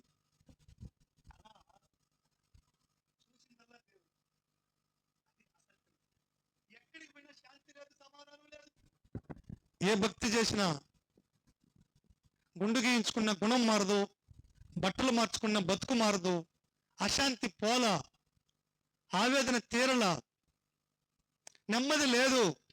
ఇది మన పితరులు చేసిన ఆ ప్రార్థన. ఎలా ఎలా అని అంటే, అయ్యా నా బిడ్డలారా, నా కుమార్తెలారా, నేనే ఆ సత్యము, నేనే ఆ సత్యము, నేనే ఆ వెలుగు, నేనే జీవము, రండి అని చెప్పి ఈ లోకములోకి కన్యక గర్భంలో పుట్టి వచ్చిన ఆ క్రీస్తు యేసు తన్ను తాను అలాగున అగపరుచుకున్నాడు. ఈరోజు ఇంకా చాలా మంది అసత్యంలోనే ఉన్నారా? సత్యం యేసే. యేసు దగ్గరికి రండి, యేసు ప్రభు మిమ్మల్ని స్వతంత్రులుగా మారుస్తాడు. ప్రతి చీకటి బంధకాల నుంచి, ప్రతి పాప బంధకాల నుంచి, ప్రతి ఆవేదన నుంచి, ప్రతి మరణకరమైన బ్రతుకు నుంచి నిన్ను విడిపిస్తాడు. ఆ సత్యమైన యేసు నిన్ను విడిపిస్తాడు వాటి నుంచి. వెలుగు ఆయనే. వెలుగు అంటే నీతి పరిశుద్ధత. వెలుగు ఫలము నీతి పరిశుద్ధత. వెలుగు ఆయనే. ఆ వెలుగు చీకటి అంటే ఏంటంటే మన బ్రతుకు పాపమే. లేచింది మొదలుకొని పడుకునే వరకు పాపమే పాపమే. ఒక మనిషి ఒక్క రోజుకి ఎన్ని అబద్ధాలు చెప్తాడు? ఎలా చెప్పేది? లేచినప్పటి నుంచి పడుకునే వరకు మాట్లాడే మాటలలో 75% అబద్ధాలే మాట్లాడేది. వ్యాపారమైన అబద్ధాలే. డ్రైవింగ్ ఫీల్డ్, ఆటో డ్రైవర్లు అబద్ధమే. ఆ డ్రైవర్లు, ట్యాక్సీ డ్రైవర్లు, ఎవరైనా సరే. ఇంట్లో పిల్లలు తల్లిదండ్రులకు అబద్ధమే. లోకంలో తల్లిదండ్రులు పిల్లలకు అబద్ధమే. ఎక్కడ చూసినా నీళ్లు తాగినట్లుగా గుట అని తాగేస్తాను అబద్ధాన్ని. దేవునికి స్తోత్రం. ఇలాగున లోకమంతా లేచింది మొదలుకొని ఎన్ని అబద్ధాలో అన్ని అబద్ధాలు. ఇట్లాగున దినములో లేచినప్పటి నుంచి చీకటి బ్రతుకు, అబద్ధాలు చెప్పడము, యామరించడము, మోసగించడము, దొంగలించడము, త్రాగడము, పొరుగువారి భార్యను కోరుకోవడము, వయసు వచ్చి రాకమునిపే అపవిత్రతను కోరుకోవడము. ఇదే బ్రతుకంటే ఇది చీకటి. ఈ చీకటిలో నుంచి నిన్ను నన్ను విడిపించడానికి నేనే నిజమైన వెలుగును అని చెప్పిన నా క్రీస్తు యేసు నిన్ను నీ చీకటి బ్రతుకు నుంచి విడిపించి నిన్ను ఆశ్చర్యకరమైన తన వెలుగు చేత నింపి నిన్ను వెలుగు సంబంధిగా మారుస్తాడు. నువ్వు అప్పుడే నీతి, సమాధానము, పరిశుద్ధత కలిగి జీవిస్తావు. ఎందుకు ఆలస్యము? నిన్ను సృజించిన దేవుడు నీ కొరకు సిలువ వేయబడి నీ కొరకు ప్రాణం పెట్టి ఆ వెలుగు నేనే, నా దగ్గరకు రా అని అంటూ ఉంటే ఇంకా ఈ మాట వినకుండా దూరంగా ఉన్నావా? ఇదే అనుకూల సమయం. నేడే రక్షణ దినం. ఆయన దగ్గరకు వచ్చేయి. చూడు, బ్రతికిలో ఈ చీకటి, నెమ్మది లేకుండా, సమాధానం లేకుండా అలాగున నువ్వు 70 సంవత్సరాలు 80 సంవత్సరాలు బ్రతికినంత కాలము అలా ఉంటావా? చీకటిలో వేదన పడుతూ చివరగా మరణము కబలిస్తుంది. మరణము అనగా రెండవ మరణము అగ్ని గుండము, అది నరకము. అక్కడికి వెళితే పురుగు చావదు, అగ్ని ఆరదు అని చెప్పి రాయబడింది. పురుగు అంటే ఈ ప్రాణము, అంటే ఈ ఆత్మ. అగ్ని గుండము, అది ఆరిపోదు, నీ ప్రాణం అక్కడికి పోతుంది, కానీ మరలా నువ్వు చచ్చిపోవు, కాలిపోవు. ఆ అగ్నిగుండంలో పూర్తిగా కాలిపోవు. ఓ పక్క కాలుతూనే మరో పక్క ఉత్పత్తి అవుతూనే ఇలా కాలుతూనే ఉంటావు యుగయుగాలు. ఇది మరణము యొక్క రహస్యము. కాబట్టి ఈ మరణాన్ని తప్పించడానికి, నిన్ను జీవములోకి అనగా మోక్షంలోకి చేర్చుకునేదానికి సృష్టికర్త, ఆకాశం సింహాసనం భూమి పాదపీఠముగా కలిగి ఉన్న ఆ దేవుడు మహామహిమను, అత్యున్నత సింహాసనము, కోట్ల కొలది దూతలు ఆయన పరిశుద్ధుడు అని పొగుడుతున్న ఆ మహిమ ఆకలి ఉండదు, దప్పిక ఉండదు, దుఃఖము ఉండదు, వేదన ఉండదు, సూర్యుడు ఉండడు, అక్కడ చెమట కారదు. ఆ మహిమ లోకాన్ని వదిలి నీ చీకటి బ్రతుకును మార్చడానికి, అగ్ని గుండం నుంచి నిన్ను తప్పించి ఆయన నివాసం చేసి ఆ మహిమలోకి నిన్ను చేర్చుకునేదానికే ఆయన ఈ లోకానికి వచ్చి సిలువ వేయబడింది. కాబట్టి దేవునికి స్తోత్రం. ఇంకా దూరంగా ఉండకుండా నీ కొరకు సిలువ వేయబడిన క్రీస్తును నీవు విశ్వసించాలని నీకు మనవి చేస్తున్నాను. ఆయన ఈ భూమి మీద బ్రతికిన దినాలలో యేసు ప్రభువే దేవుడు అని తెలిసి ఉంటే ఆయన సిలువ వేస్తారా? ఆయన సిలువ వేయరు. అందుకని తాను మనిషిగా వచ్చినాడు. ఒకటి. రెండవది, మనిషిగా తను కనబరుచుకోకుండా ఎక్కడో పశువుల పాక దగ్గర పడుకోబెట్టాల్సి వచ్చింది ఆయన్ని కదా. ఒక రాజు పుడితే ఎక్కడ పుడతాడు? సూపర్ స్పెషాలిటీ హాస్పిటల్ ఎక్కడైనా పుడతాడు కదా. దాని గురించి అతనికి అవుతుందా? అట్లా ఉంటుంది. అయితే ఈయన ఎక్కడ పడుకోబెట్టినారని పుట్టినప్పుడు అక్కడ స్థలం లేనందున పశువుల తొట్లో తీసుకొచ్చి పురుటిగుడుతో చుట్టి పడుకోబెట్టినారు. తర్వాత నిన్ను వెతికి వచ్చుటకు దేవుడిగా వస్తే నువ్వు నేను బ్రతుకును. మనిషిగా రావాలి, పరిశుద్ధంగా రావాలి, కన్యక గర్భంలో జన్మించాలి, వివాహం కాని పురుషుని కూడని ఆమె గర్భంలో జన్మించాలి, పరిశుద్ధ జీవితం జీవించాలి. ఆయన జీవిస్తూ దేవుడిగా కనపరుచుకోకూడదు. ఎన్ని అద్భుతాలు చేసినాడో, ఎన్ని మహిమ కలిగిన కార్యాలు చేసినాడో, ఎన్ని చేసినా వాళ్ళ హృదయం కఠినం అవుతా వచ్చింది. ఐగుప్తు దేశంలో ఇజ్రాయేలీయులను విడిపించడానికి దేవుడు చేసిన కార్యాలలో మరలా వాళ్ళ హృదయాన్ని కఠినపరిచినట్లుగా పరో హృదయాన్ని వీళ్ళ హృదయం కఠినమవుతా వచ్చింది. వాళ్ళకి అర్థం కాల. దేవుడే దాన్ని మరుగు చేసి పెట్టినాడు. పత్రికల్లో మనం చదివితే క్రీస్తు మర్మము ఏంటంట, మర్మము అని చెప్పి రాయబడుట మనం చదువుతాం. దేవుని స్తోత్రం. అలాగున వాళ్ళు కనుగొనలేకుండా పశువుల పాకలో పుట్టా, పేద ఇంట్లో పెరిగా, కష్టించి పని చేశా. ఆయన ఇంట్లో నుంచి 30వ సంవత్సరం బయట వచ్చి పరలోకంలో నుంచి వచ్చిన ఆ పనిని ఆరంభించి ఆ పని చేస్తూ ఉన్నాడు. ఆ దినములలో కొందరిని ఏర్పరచుకున్నాడు. వాళ్ళు ఎవరంటే విద్యావంతులు కాదు, కోటీశ్వరులు కాదు. వాళ్ళు ఎవరు అనంటే పామరులు. ఎవరు వాళ్ళు? పామరులు అనంటే విద్యా బుద్ధులు లేని వాళ్ళు, ఏ చదువు చందే లేని వాళ్ళు. ఆ పామరులను దేవుడు ఏర్పరచుకున్నాడు. అటు తర్వాత పాపులు అనగా ఆ దినములలో శాస్త్రులు పరిచయులు అనే వాళ్ళు ఉన్నారే, మత పెద్దలు, వాళ్ళు పాపులు అని ఎంచే సుంకరులను, వ్యభిచారులను ప్రభువు వెతుక్కొని వెళ్ళి పిలుచుకున్నాడు. వాళ్లకు తన రక్షణను చూపించినాడు. అంతేకాదు తాను దైవత్వమును వాళ్ళకు ప్రత్యక్షపరిచినాడు. యేసే దైవము అన్న సత్యము ఎవరికి అర్థమైంది? జ్ఞానులకు అర్థం కాల, శాస్త్రుల పరిచయాలకు అర్థం కాల, ధనవంతులకు రాజులకు అర్థం కాల. ఎవరికి అర్థమైంది? పామరులకు అర్థమైంది. మరి వాళ్ళు పాపులు అని తృణీకరించినారు చూడు, వాళ్ళకు అర్థమైంది. వాళ్ళే దేవుని స్తోత్రం. వాళ్ళు అర్థం చేసుకున్నారు. ఎందుకు ఇలా జరిగిందనంటే మనం అర్థం చేసుకుందాం. ఆయన ప్రాణం పెడతాడు, మరణాన్ని జయించి లేస్తాడు. దీనికి సాక్షులు కావాలి. ఏం కావాలి? దీనికి సాక్షులు కావాలి. ఈ సర్వ సృష్టికి వెళ్ళి లోకమందంతటా ఈ సువార్తను ప్రకటించండి అని చెప్పినాడే, అది చేయాలి. దానికి సాక్షులు కావాలి.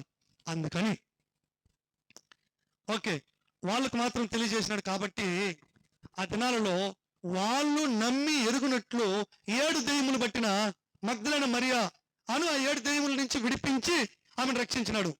ఇక మరియా, మార్తా, లాజరు, మరియా మార్తాలు పాపాత్ములైన స్త్రీలు అని చెప్పి రాయబడింది. వాళ్ళ జీవితాలను మార్చినాడు. జలోతి తెగలంటే వాళ్ళు దొంగలు, వాళ్ళని మార్చినాడు. మరి రకరకాల వాళ్ళు సుంకం వసూలు చేసే వాళ్ళంటే ఆ దినాల్లో ఈ శాస్త్రులు పరిచయులు ముళ్ళ కంచి వేస్తారు. అది ఆ కంచె దిగిపోయింది. తర్వాత శరీరం అంతా ఒకటి తక్కువ 40 దెబ్బలు కొట్టమంటే యూదులైతే కరెక్ట్ గా వాళ్ళు 1 తక్కువ 40 దెబ్బలు కొడతారు.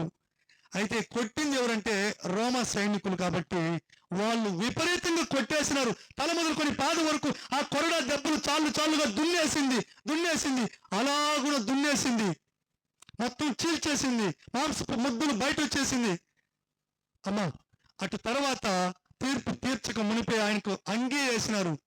ఆయన చేతిలో ఒక ముళ్ళు కట్టినిచ్చి ఇది రెల్లు అన్నారు. రాజు చేతిలో ఉండే అది అన్నారు. ఇలాగ చెప్పి హేళన చేసి ఆయన తీసుకువెళ్ళి సిలువ వేసినారు. ప్రియమైన ఈ మాటలంటున్న ప్రియమైన ఈ వైఎస్ కాలనీకి చెందిన నా ప్రియమైన వారలారా, ఆయన వచ్చింది పాపము, శాపము, రోగము, నరకము వాటికి పరుగులు తీస్తున్న మానవులైన నిన్ను నన్ను మహిమగల లోకానికి తీసుకెళ్లాలనే ఉద్దేశంతో ఆయన వచ్చినాడు. ఆయన వచ్చి దేవుడు అయిపోలా, పూజలు అందుకోలా, ఇంకేంటంటో మనుషుల దగ్గర నుంచి ఆస్వాదించలా, మనుషులకు పరిచర్య చేసి మనుషుల కొరకు ప్రాణం పెట్టినాడు. ఎందుకు ప్రాణం పెట్టినాడంటే సర్వ మానవాళి పాప పరిహారం, రక్త ప్రోత్సనం అవశ్యం, తద్రక్తం పరమాత్మన పుణ్యదాన బలియోగం అని చెప్పి మన వేదాల్లో ఒక శ్లోకంలో మాటకు అర్థమేమంటే మనుషులందరి పాపములకు క్షమాపణ కలగాలంటే పరమ ఆత్ముని అనంటే పరలోకంలో ఉండే ఆత్మాస్వరూపైన దేవుని రక్తమే చిందించాలి. అది ఒక్కటే పరిశుద్ధమైన రక్తము. కోడిల యొక్కయు మేకల యొక్కయు రక్తము మనుషులను పాపము నుంచి విమోచించదు, కడిగి సంపూర్తి చేయదు. అందుకే ఈ దేవుడే నరుడుగా వచ్చినాడు, పరిశుద్ధుడుగా జీవించినాడు. ఈయన సిలువ వేయబడి రక్తము చిందించినాడు. ఆయన రక్తములో మన పాపాలకు పరిహారణ. ఆయన పొందిన గాయములలో మన రోగములకు స్వస్థత. ఆయన శిక్ష పొందినాడు, ఆ శిక్షలో నుంచి కన్నాడు సంతోషమును. అది మన జీవితాలకు చాలిన సంతోషము, శాశ్వతమైన సంతోషము. సినిమాలో లేని సంతోషము, సీరియల్లో లేని సంతోషము, సారాయిలో లేని సంతోషము, వ్యభిచారంలో లేని సంతోషము, ఆస్తిలో లేని సంతోషము, వెండి బంగారంలో లేని సంతోషము, మగపిల్లల్లో లేని సంతోషము, ఈ భూమి మీద ఎక్కడ దేనిలో దొరకని మహిమగల సంతోషము, చెప్పన శక్యము గాని మహిమాయుక్తమైన ఆనందముతో కూడిన సంతోషము. నా శాంతినే మీకు ఇచ్చుచున్నాను. అది లోకం ఇచ్చినట్లు కాదు. ఇప్పటి వరకు చెప్పుకున్న లోకం ఇచ్చినవి అవన్నీ వ్యాధులకు గురి చేసి నరకాన్ని నెట్టేస్తుంది, శాపంలో నుంచి. నా శాంతినే నీకు ఇచ్చుచున్నాను. ఆయన ఇలాగున శిక్ష పొంది శాంతిని, సంతోషమును నీకు నాకు ఇచ్చినాడు. ప్రభువా, ఆ సంతోషం నాకు కూడా కావాలయ్యా అని ఈ రాత్రి ఇప్పుడు నువ్వు అనగలవా? అని అంటే చాలు, ఆయన నీకు ఇస్తాడు. ఆయన అంటే చాలు, ప్రభువా నాకు కూడా కావాలయ్యా, నెమ్మదే లేకుండా బ్రతికిపోయినాడయ్యా ఈ జీవితంలో. నా భర్తను బట్టి నెమ్మది లేదు, నా కన్న బిడ్డలను బట్టి నెమ్మది లేదని నువ్వు రోధిస్తున్నావు తల్లి. నీకు నిజమైన దైవ శాంతిని ఇచ్చుటకు ఈ యేసు సిలువ వేయబడ్డాడు. ఈ సంతోషము ఒకడు నీ దగ్గర నుంచి తీసి పారవేస్తే కూడా అది పోదు అని చెప్పి రాయబడింది. శాశ్వత ఆనందం ఇది, నిత్య ఆనందం ఇది, మహిమానందం ఇది. ఎందుకు తల్లి దూరంగా ఉన్నావు ఇంకా? అన్నా, నీ భార్యను బట్టి నీకు నెమ్మది లేదా? నీ కడుపున పుట్టిన బిడ్డలు నిన్ను హింసిస్తున్నారా? నిన్ను ప్రేమించిన దేవుడు, నిన్ను సృష్టించిన యేసు, నీ కొరకు ప్రాణం పెట్టిన యేసు ఆయన దగ్గరికి వచ్చాయన్నా, నీకు నిజమైన సమాధానం ఇచ్చి ఈ భూమి మీద నీ బ్రతుకును మార్చి నిన్ను చీకొట్టిన వాళ్ళు నిన్ను ప్రేమించేటట్లు చేసే మహిమగల రాజు ఈయన యేసు రాజు. సిలువ వేయబడిన క్రీస్తును ప్రకటించుచున్నాను.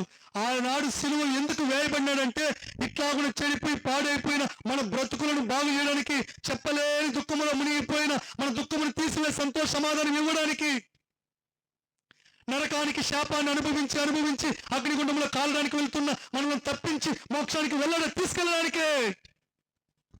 ఈ రాత్రి అయినా ఈ యేసునందు విశ్వాసం ఉంచవా? యేసు దెబ్బలు తిని సిలువ మానును మోసి సిలువ వేయించుకొని ఆయన అన్నట్లుగానే నా తండ్రి నాకు అప్పగించిన పనిని నేను సమాప్తం చేసినాను, నేను అక్కడికి వెళ్ళి సిద్ధపరిచి వచ్చి నమ్మిన వాళ్ళందరూ తీసుకొని ఆ మహిమను వెళ్తాను అని చెప్పిపోయిన నా యేసు, నేను ఇదివరకు ప్రకటించిన క్రీస్తు సిలువ వేయబడిన క్రీస్తు నా యేసు మరణాన్ని జయించి లేచి పరలోకానికి వెళ్ళి అక్కడ స్థలం సిద్ధపరిచి వచ్చి మనలందరినీ తీసుకొని అక్కడికి వెళ్ళబోతున్నాడు. ఈ రాత్రి అయినా ఈ యేసును నువ్వు అర్థం చేసుకోవా? నీ దేవుని నువ్వు అర్థం చేసుకోవా? నిన్ను సృజించిన రక్షకుడు, ప్రాణం పెట్టిన రక్షకుడు, ఆయన అర్థం చేసుకో. ఏ భేదము లేదు, ఏ కులమైన కావచ్చు, ఏ మతమైన కావచ్చు, ఏ రంగైనా కావచ్చు, ఏ వర్ణమైన కావచ్చు, అందరము ఆదాముల నుంచి వచ్చిన వాళ్ళమే, అందరూ నరక ప్రాప్తులమే. మనల్ని అందరినీ విమోచించడానికే పరలోకములో ఉండే దేవాతి దేవుడు, ఒక నరుని సృజించిన దేవుడు ఈ భూమి మీదకి వచ్చి ఇలాగున సిలువ యాగమైనాడు. నమ్మడానికి మనసుంటే నువ్వు ఉన్న చోట్లనైనా యేసయ్యా చాలయ్యా ఈ లోకంలో ఈ దుఃఖము, చాలయ్యా ఈ లోకంలో ఈ భయము, చాలయ్యా ఈ లోకంలో ఈ బాధలు, ఒక్కసారి నన్ను కరుణించయ్యా అని చెప్పవా? అమ్మా, బాబు, అయ్యా, ఏ వయస్కులైనా సరే నెమ్మది లేని జీవితాల నీకు నెమ్మది ప్రసాదించడానికే యేసు వచ్చింది. ప్రార్థన చేద్దాం కళ్ళు మూసుకొని. నీకు నెమ్మది ప్రసాదించడానికే యేసు వచ్చినది. ఒక్కసారి ఆలోచించవమ్మా, ఒక్కసారి ఆలోచించవయ్యా. ఈ మాటలు మరలా నీకు వినిపించదేమో, నేడేమి సంభవించునో, రేపేమి సంభవించునో నువ్వు ఎరగవు. బ్రతికి ఉండి ఇది అది చేస్తామనుకున్న వాళ్ళు ఈ లోకంలో లేక తిరిగి లోకాలకు వెళ్ళిపోయినారు. పాతాళంలో చిక్కుకున్నారు. ఆ అగ్ని గంధపు శగలకు తట్టుకోలేక యాతన పడుతూ కేకలు వేస్తూ అరుస్తూ ఉన్నారు. రేపటి దినం నీది కాదు తల్లి, అయ్యా, బాబు, తమ్ముడు, నా ప్రియ చెల్లి, రేపటి దినం నీది కాదు. ఈ దినమే నీది. ఈ రోజే మారు మనసు పొంది ఇప్పుడే నీ హృదయంలోకి యేసుని పిలవ్వా. నా ప్రభువా, నన్ను సృజించింది నీవేనంట కదయ్యా, రాయేసయ్యా, నా పాపాలు కడగవా యేసయ్యా, నన్ను మీ రక్తంతో కడిగి శుద్ధి చేయేసయ్యా, నన్ను బిడ్డగా మార్చేసయ్యా. ఇన్నాళ్ళు శాపపు బ్రతుకు నలిగి నలిగి నలిగి, తిండికుంటే వస్త్రానికి ఉండదు, వస్త్రానికి ఉంటే తిండికి ఉండదు, అవి రెండు ఉంటే డోకర కట్టేదానికి ఉండదయ్యా. నలిగిపోతున్నాయ్యా ఈ త్రాగుబోతు భర్తతో, ఈ తిరిగిపోతు బిడ్డలతో అని వేదన పడుతున్నావా? ఒకసారి చెప్పు అలాగున నీ తండ్రికి, నన్ను రక్షించు ప్రభువా అని చెప్పు, నీ బిడ్డగా మార్చు ప్రభువా అని చెప్పు. నీ కొరకే యేసు వచ్చింది. నీ పుట్టెడు దుఃఖాన్ని ఆనందంగా మార్చడానికే, చెప్పుకోలేని నీ సమస్యలను సంతోషంగా మార్చడానికే. ఎవరికి చెప్పినా నా వేదన తీరలేదు, ఎన్ని భక్తి చేసినా నా బాధలు తీరలేదు, ఎన్ని మొక్కులు మొక్కుకుండా నా వేదనలు పోలేదు అని అంటున్నావా? నీ పరిస్థితిని, నిస్థితి గతులను మార్చడానికే నా యేసు మరణాన్ని జయించి లేచి బ్రతికి ఉన్నాడు. ఇంకా దూరంగా ఉండొద్దు నాయన, అమ్మ, ఇంకా దూరంగా ఉండదు తల్లి.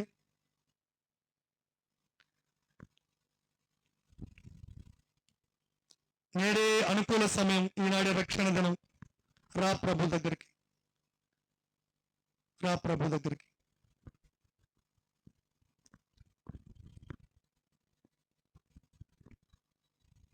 ప్రార్థన చేసుకుందాం.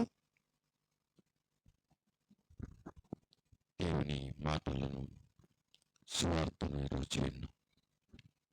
దేవుడు ఈ గ్రామాన్ని ప్రేమించి, ఈ వయస్కాలను ప్రేమించి, ఇక్కడ ఉన్న ఒక్కొక్కరిని ప్రేమించి, తానెవరు, తనెందుకొరకు సులువ మీద మరణించాడు, తాను ఏమి ఈ మనుకులానికి ఇవ్వాలని వచ్చాడు, ఇవన్నీ కూడా చక్కగా మూసగొచ్చినట్టు దేవుని సేవకులు పరిశుద్ధాత్మ చేత ఆయన చెప్పిన ఈ మాటలు. ఆయన నిన్ను ప్రేమిస్తున్నాడు. ఆయన నీకోసమే ఈ లోకానికి వచ్చాడు, నీకోసమే చనిపోయాడు, నీకోసమే పాతిపెట్టి 3వ రోజు లేచాడు, నీకోసమే తిరిగి రాబోతున్నాడు. కాబట్టి ఈ సత్యమును విన్న నా జీవించలారా, ఈ సువార్తను విన్న దేవుని చెల్లారా, నీ మనసు మార్చుకో, నీ మనసు దేవునికి, నీ హృదయం దేవునికి, ఆయన మీద నమ్మకం ఉంచు, ఆయన దగ్గరకు రా, ఆయన్ని వేడుకో. నువ్వు గొప్ప కార్యాలను చూస్తావు, మహిమ కార్యాలను చూపిస్తాడు యేసయ్య. ఆయన వైపే చూద్దాం. ఈ మాటలు ఎక్కడ దాకా వేయిందో అక్కడ దాకా దేవుడు క్రియ జరిగించి ఉన్నాడు. వాళ్ళ హృదయంలో దేవుడు ఒక మార్పును తీసుకొని వచ్చినాడు. వాళ్ళతో దేవుడు స్పష్టంగా మాట్లాడి ఉన్నాడు. ఈరోజు దేవుని సముఖంలో సమర్పించుకొని, తండ్రి నీకు వందనాలని, నేను నమ్ముతున్నాను. ఈ శబ్దం ఎవరెవరైతే విన్నారు మీరందరూ కూడా ఈ రాత్రి సమయంలో దేవునికి మీ జీవితాలు, మీ హృదయాలను సమర్పించుకొని ఆయన నమ్మండి. చెప్పబడిన ప్రతి వాక్యాన్ని విశ్వసించండి. ఇంకా ఆయన కూడా తెలుసుకోవాలనుకుంటే మీరు రండి, ఇంకనూ ఆయన బైబిల్ చదవండి. ఇంకనూ మీ సేవకులు, ఈ సేవకులు ఇంకనూ చెప్పడానికి సిద్ధంగా ఉన్నాం.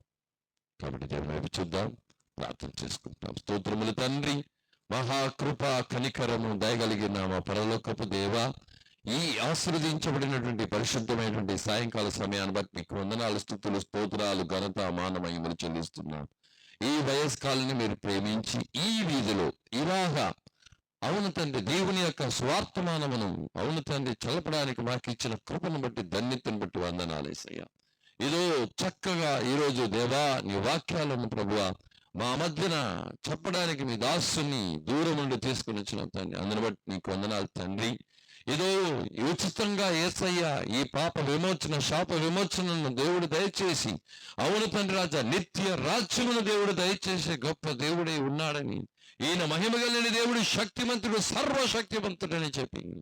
అవును తండ్రి రాజా, ఆయన తన సర్వసాధారణమైన ఒక మనుషుడిగా ఈ లోకంలో ఆయన జీవించిన గొప్ప దేవుడని ఈ రోజు రాజా ఈ సత్యాలన్నీ కూడా మీ పిల్లలు గ్రహించడానికి వారి మనోనేత్రాలు తెరిచి అయ్యా వారు మారు మనసు పొంది అయ్యా నీ దగ్గరకు వచ్చి రాజా నీ బిడ్డలుగా మారి అవును తండ్రి ఈ ఆశీర్వాదం పొందుకుంటున్నా తండ్రి మీ కృపను అనుగ్రహించమని కూర్చున్నాం.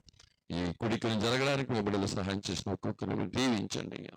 రేపటి దినమున కూడా మేము ఇక్కడ దేవుని వాక్యం చెప్పుటకు తండ్రి స్వార్థ ప్రకటించుటకు సహాయం చేయండి అయ్యా. స్తోత్రం. కుడి వచ్చిన ఒక్కొక్కరిని కూడా ఈ మాటలు విన్న ప్రతి ఒక్కరిని మీరు దీవించమని కలిసినామయ్యా. ఇదో ఈ కొడుకు వచ్చిన ఒక్కొక్కరిని ఆశ్రయించండి, మీ దాసుని మీరు బలపరచండి, తను చేస్తున్న పరిచయాన్ని దీవించండి, కుటుంబాన్ని పిల్లలను దీవించండి, ఆశీర్వదించండి, తన సంఘాన్ని దీవించండి తండ్రి. ఇక ఎక్కడెక్కడైతే తండ్రి ఆమెతను మీ సేవకుని తీసుకెళ్తారు అక్కడక్కడంతా కూడా నీ నామం మహిమపరచబట్టుకు ఆమె తండ్రి తాను చెబుతూ చెప్తున్నటువంటి ఒక్కొక్క వాక్యం కూడా అనేకలు విశ్వసించి మారు మనసు పొంది రక్షణ పొంది వారి జీవితాలు మార్చుకుని ఆశీర్వాదము సమాధానమును దేవుడిచ్చే సంతోషమును అనుభవించేవారుగా మార్చమని వారికి వచ్చినాము తండ్రి. ఇతను మన రాజీ కొడుకులు మాకు ఆశీర్వాదకరంగా జయకరంగా మీరు మార్చినందుకు వందనాలు, వాతావరణాన్ని అనుకూలించినందుకు వందనాలు. రేపటి దినమున కూడా బరువా ఈ కొడుకు మీరు ఆశ్రయించి మీ నామానికి మాత్రమే మహిమాకాంతం తెచ్చుకోమని వచ్చినాం. ఆశ జీవించి నడిపించి పెద్ద గొప్ప కార్యములు చేయమని మన ప్రభువు రక్షకుడైన యేసుక్రీస్తు నామం చేత అడిగి వేడుకొని తండ్రి. ఆమేన్ ఆమేన్ ఆమేన్. నా ప్రాణమా